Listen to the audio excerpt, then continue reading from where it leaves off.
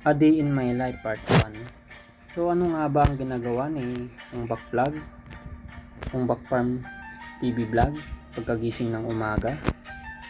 Yun po yung aking ginagawa. Bali nakahiga pa po ako dyan pero gising na po ang diwa ko at ako'y nag-imagine ng aking gagawin. Iniisip ko kung ano yung plano na gagawin ko ngayong araw.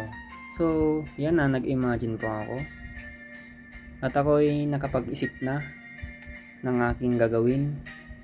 So kailangan nating mag-inat-inat. Yan, pinatunog na natin. Hindi, umupo na rin po ako at inayos ang aking buhok, nilagyan ng hairband. And then huwag nating kalimutang ayusin yung ating mga ginamit sa ating pagtulog, kasi matutulog na naman tayo ulit mamayang gabi. So yan, inayos-ayos ko lang yung aking mga ginamit na pantulog, yung mga yan. Syempre pagka ayos natin, kailangan nating buksan at papasukin yung araw. Ang ginawa ko po dyan, ayun, ang ating kumot, nice ko. And then pagkaayos ko yung aking kumot, Pinupi ko lang yung aking kutsyon, and then tumayo na ako at inayos ang kurtina, pinapasok ang araw. Siyempre lalabas tayo at nahanap ko agad ang kape, galing pa yan sa Malaysia, bigyan ng ipag ko. And then siyempre nagpaint na tayo ng mait na tubig. Ayan, nung nakapagpakulo na tayo at titimplahin natin yung ating kape. Wow, sarap yan, caramel, galing pa Malaysia. So yan po yung aking pinagtubig sa aking kape. Mapapansin nyo kulay green, halo-halo yun na herbal. Yan po yung aking pinagtutubig pagka umaga. Hinalo ko lang po yung kape, pangpatibay ng loob sa aking gagawin ngayong araw. Siyempre humigop tayo ng mainit na kape. At nang tayo nakahigop, hindi natin kakalimutan yan yung aking daily routine pag umaga. Nagpapump ako, workout ba, kailangan nating magpainit bago tayo magtrabaho. Kaya hindi ko kakalimutang mag-workout, kahit pump lang pagka umaga. Yan yung nilalaro ko po dyan, tricep ang tawag po dyan, yung inihila ng dalawang kamay.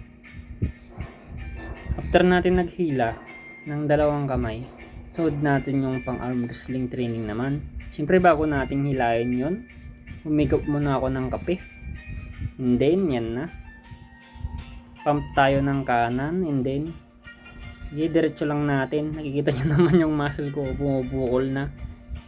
Ayan yung ating training, warm up pagka umaga bago tayo magpakain sa mga alaga, mga kaparmin. Kailangan nating magpapawis, kasi magpagpapawisan talaga tayo mamaya pagka magpapakain tayo, kasi na po yan, tanghali na rin po. So after natin sa kanan, sunod natin yung kaliwa. Hindi pwedeng kanan lang, kailangan pantay para yung muscle balance. Ayan na yung ninila natin yung sa kaliwa. Siyempre after natin mag-workout, yun nating pakainin yung sa harap, sa pit shop. So yan na po yung naglalakad na ako. Bagong gising yan. Yan nung naglalakad na po ako sa amin. Bali yan po yung aking pit shop. Makikita po ninyo mga kaparmin. Ayan yung bayan ng tita ko. And then yung daanan sa amin, kung mapapansin po ninyo, bungad agad yung talipapan ng aking mahal na pinsan. Yan po yung daanan papunta sa amin. Yan po yung tinuturo ko, yung aking pet shop na kulay green. Yan po yung talipapan ng pinsan ko. Ito po yung daanan sa amin, zone 6. Yan po yung tindahan ng ate ko. Bali magkabilang green, yun na po yung sa amin. Yan po yung tindahan. Bali papasok na po ako dyan sa aking pet shop at magpapakain ng mga alaga. So ayan po, pinapakita ko po yung location sa aking pet shop. Pag nakita nyo po yung tarpaulin na yan at kulay green na pet shop na yan, magkabilaan po na green ng tindahan, tapos pet shop. So yan na po yung nakapasok na po ako sa aking mga alaga. At ayan, nakikita po ninyo ang gaganda yung mga kulay nila, mga rare color jambuline na Peking duck na ducklings, Muscovy ducklings. So yan po yung aking mga pinapakain sa aking pet shop sa harapan. Bukod sa likod, yun po yung aking mga alaga sa harap.